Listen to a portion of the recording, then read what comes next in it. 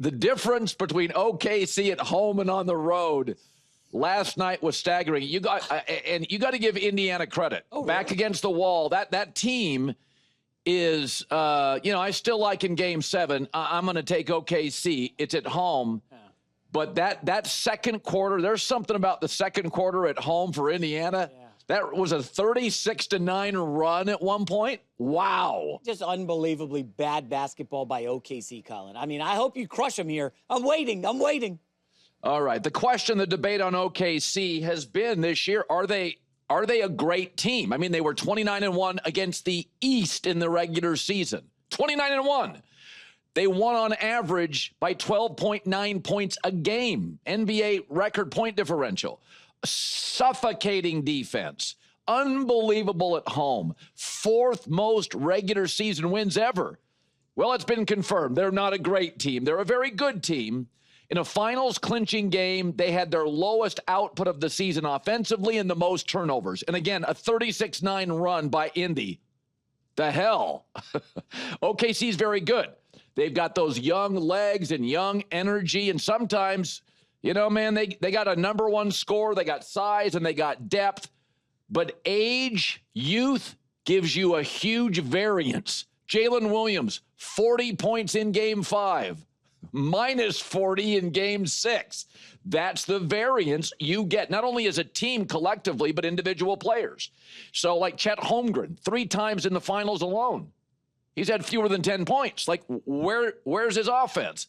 Well, he probably should have stayed in college a year more. He's a young player, still good defensively, but this is what you get. At home, OKC will get these leads, and they play more aggressively with a lead. They're a little like the Baltimore Ravens, right? Baltimore's got Lamar. They got SGA.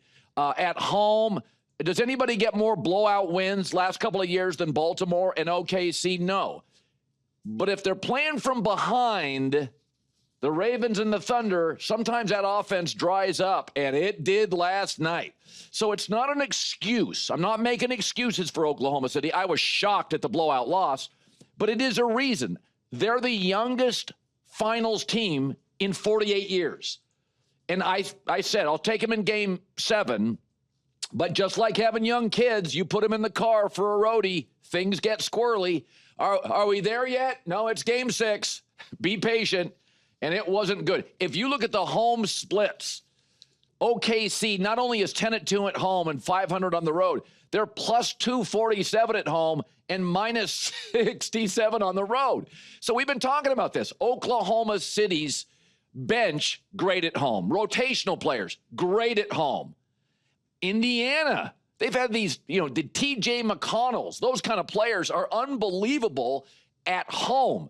But history of the NBA is young teams can struggle in the postseason when they get uncomfortable. So, again, I thought they'd win last night. The fact that Halliburton played well is shocking. I'm going to get to that after the break. And they deserve a ton of credit. I will get more to that. But all the pressure, even though it's at home, all the pressure is going to be on OKC. And young players with pressure can shrink. Here's SGA after the humbling loss in Game 6. The way I see it is we suck tonight. We have to learn the lessons.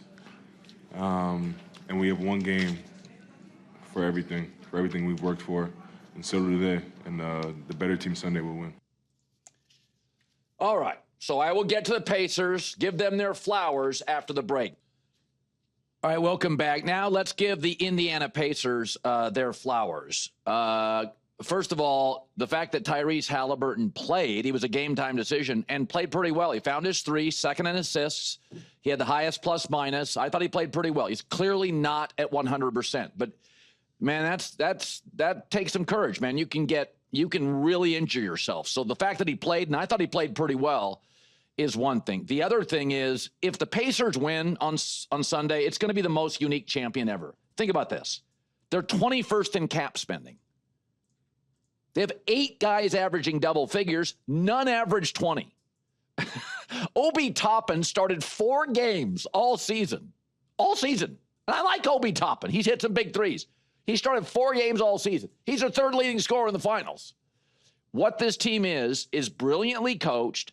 They've got, as I said earlier in the week, they've got a variety of shapes and sizes and different style players, and Rick Carlisle is one of the really bright guys in this league. He knows the levers to pull. I think this idea, OKC is young. There are really good young players on Indiana, but Miles Turner and Pascal Siakam, they're not kids. So I don't want to hear anybody outside of the state of Indiana saying, I saw this one coming. It's, Bob Dylan's not from Indiana, but this team does feel a little bit like a complete unknown. Let's be totally honest here. You didn't have Indiana clobbering Cleveland and Milwaukee. Nobody in New York thought they'd beat the Knicks. Did we really think this thing would go 7? Especially after Halliburton got hurt.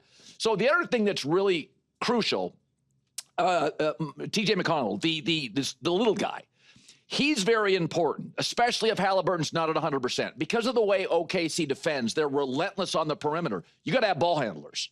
You have got to have ball handlers. So if Halliburton plays and McConnell, you got a shot because he creates space. He beats people off the dribble. He's hard to trap. So the little guy becomes really, really important for them. You got to have at least 2 high-end ball handlers that can create space to just keep OKC off your back, because they can get, especially OKC at home, man, you got to create some space. You got to be able to break down that defense. So last night, the Pacers had them both. Tip of the cap to Halliburton, who's becoming my favorite player in the league. And we got a game 7. Here's Hallie after. I just look at it as, I want to be out there to compete with my brothers. These are guys that I'm willing to go to war with. And we've had such a special year, and we have a special bond as a group. And, I think I beat myself up if I didn't give it a chance, and, I just wanted to be out there and fight.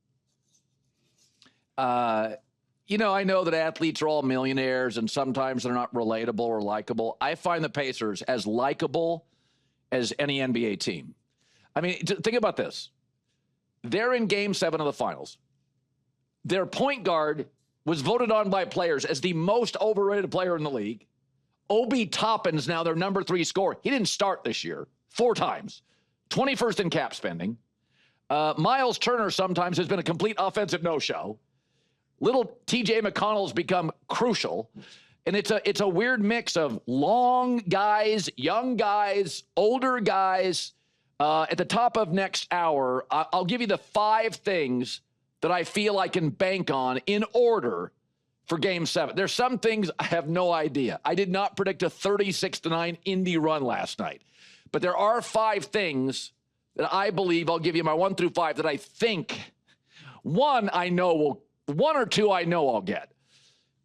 After that, here's T.J. McConnell's dad after.